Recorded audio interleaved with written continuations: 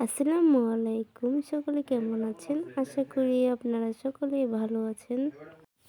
আজকে নিয়ে এসেছি আপনাদের জন্য একদম ভিন্ন ধরনের একটি রেসিপি। ছোট থেকে বড়রা সকলেই এই আপেল এক ধরনভাবে খেতে পছন্দ করে না।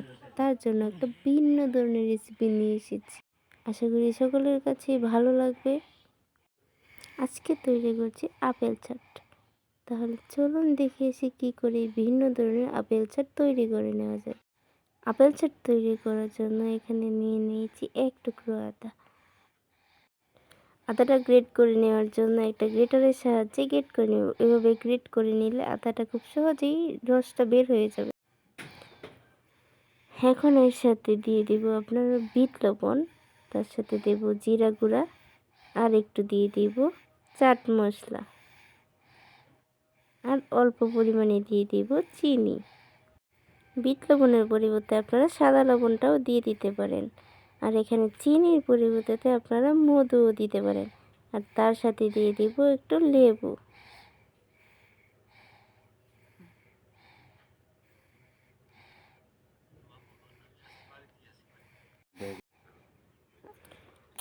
লেবুর রসটা দিয়ে দিয়ে এটা স্বাদটায় অন্যরকম একটা টেস্ট আসবে।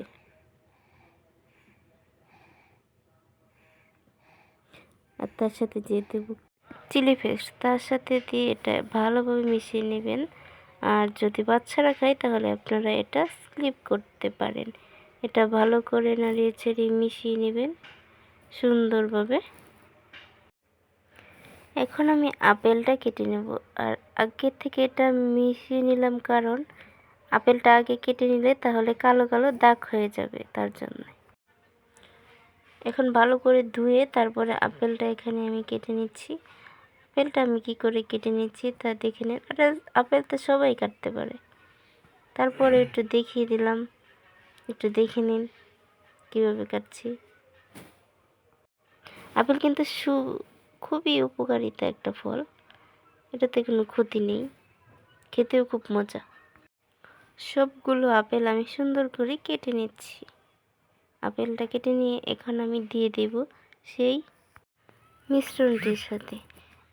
এখন আমরা একটা চামচ দিয়ে খুব ভালো করে সেই মিশ্রণটির সাথে আপেলগুলো মিশিয়ে নেব। আপনারা একবার হলেও এটা ট্রাই করবেন, দেখতে পারেন। এটা কিন্তু খেতে খুব একটা বাজে নয়, অনেক টেস্টি হবে, আপনারা খেয়ে দেখতে পারেন। তৈরি হয়ে গেল আমাদের আপেলের চাটনি। সাথে উপরে একটু ধনেপাতা কুচি দিয়ে দেব। আশা করি আপনাদের কাছে ভালো লাগবে। আর এটা ট্রাই করে আমাকে জানাবেন কিন্তু অবশ্যই। আর আমার পাশে থাকবেন, আর তার জন্য একটা লাইক আর সাবস্ক্রাইব করে দেবেন। ধন্যবাদ আপনাদের সবাইকে।